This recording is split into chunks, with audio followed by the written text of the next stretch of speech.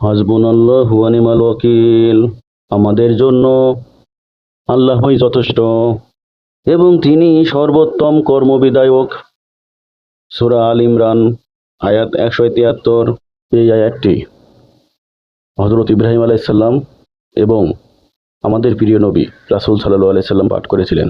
ইব্রাহিম আলাইহিস সালাম যখন তাকে আগুনে নিক্ষেপ করা হয়েছিল তখন তিনি এই দোয়া পাঠ করেন। রাসূল সাল্লাল্লাহু আলাইহি সাল্লাম এবং তার সাহাবীরা উহুদের যুদ্ধের পর যখন আবার শত্রুর আক্রমণের হুমকি পান তখনও তারা এই আয়াতটি বলেছিলেন, হাসবুনাল্লাহু ওয়া নি'মাল ওয়াকিল। তখন আল্লাহ তাদের হৃদয়ে শান্তি ও শক্তি দান করেন। ভয় বিপদ দুশ্চিন্তায় শান্তি দেয় এই আয়াতটি। আল্লাহর উপর পূর্ণ ভরসা প্রকাশ পায় এই আয়াতটি পড়লে। অন্যায় দুশ্মন এবং বিপদের থেকে রক্ষা পায় এই দোয়াটি পড়লে। মানসিক দৃঢ়তা আধ্যাত্মিক প্রশান্তি বৃদ্ধি পায় এবং রোগ থেকেও মুক্তি পাওয়া যায় এই দোয়াটি পড়লে।